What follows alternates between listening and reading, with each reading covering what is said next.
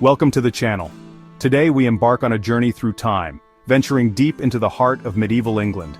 From the devastating sweep of the Black Death, to the surprising roles women played in a society so often perceived as dominated by men, we'll explore the lives and events that shaped this fascinating and complex period. Prepare to delve into the murky world of medieval medicine, where superstition and rudimentary practices held sway.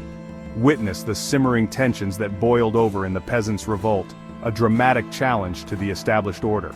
Don't forget to like, subscribe, and comment on what you think about the video. Your engagement helps us bring these stories from the past to life. The year is 1348. A darkness descends upon England, carried not by storm clouds but by fleas, tiny creatures harboring a deadly secret, the bubonic plague. Entire villages, once teeming with life, were reduced to ghost towns, their streets littered with the unburied dead. The Black Death, as it came to be known, was more than just a plague. It was a societal earthquake. With so many dead, the scarcity of labor empowered the peasantry, those who toiled the land, to demand greater rights and freedoms. The rigid hierarchy that defined medieval life began to crack and shift. The living were forced to become accustomed to death, to the constant presence of corpses lining the streets. The social fabric, woven over generations, was ripped apart, leaving behind a society grappling with unimaginable loss and facing a future forever altered.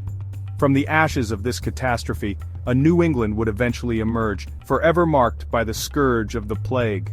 The Black Death, a dark chapter in human history, serves as a stark reminder of the fragility of life and the enduring power of the human spirit to adapt and rebuild. Now let us dispel a pervasive myth, the notion that medieval women were merely silent shadows, confined to the domestic sphere. In truth, their lives were far more complex and varied than history often acknowledges. Within the walls of castles and manor houses, women of noble birth often served as regents, governing vast estates and commanding armies in the absence of their husbands. They were skilled negotiators, diplomats, and at times even warriors, defending their homes and families from rival lords or foreign invaders.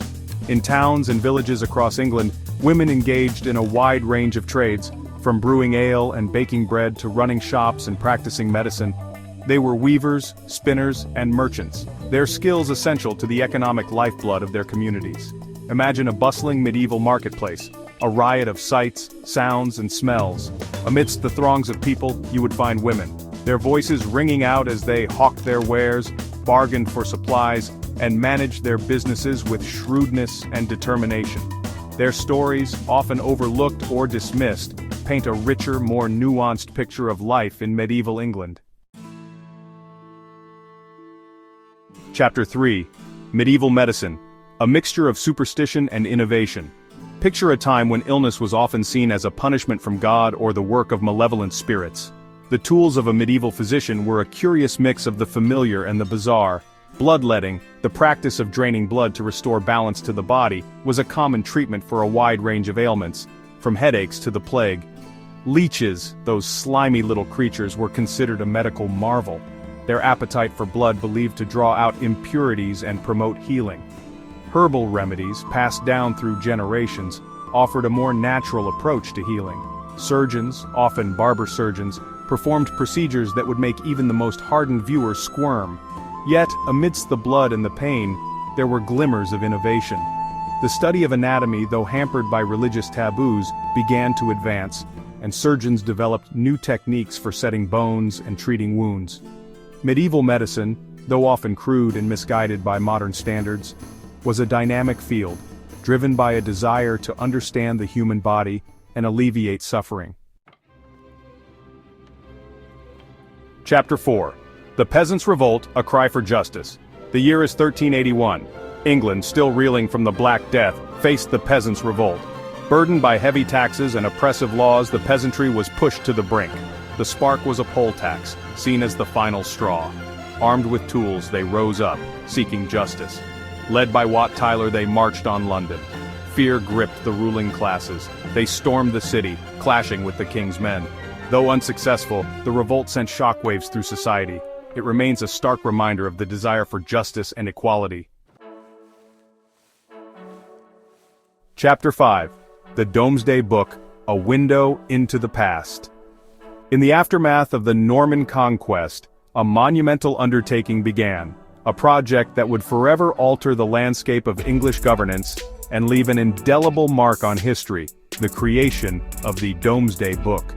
William the Conqueror, eager to consolidate his power and maximize his revenues, commissioned a comprehensive survey of his new realm. From village to village, town to town, royal clerks fanned out across the land, meticulously recording every detail of economic life. Who owned what land, how many people lived there, the number of livestock, even the value of each mill and fishery.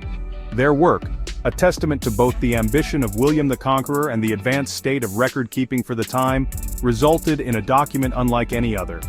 The Domesday Book, named for its perceived finality, its judgment-like comprehensiveness, provides us with an unparalleled glimpse into the lives of the people who inhabited England in the 11th century.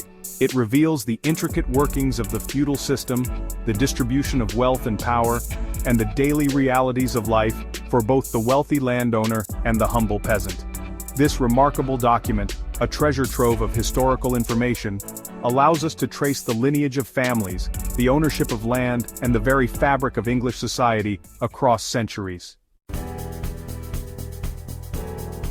As our journey through medieval England draws to a close, I hope you've gained a deeper appreciation for this fascinating and complex period. We've explored the devastating impact of the Black Death, the surprising roles of women, the curious world of medieval medicine, the explosive peasants' revolt, and the remarkable legacy of the Domesday Book. But this is just a glimpse into the rich tapestry of medieval England. Thanks for watching. If you enjoyed this video, make sure to hit the like button, subscribe to our channel, and let us know your thoughts in the comments below. See you next time.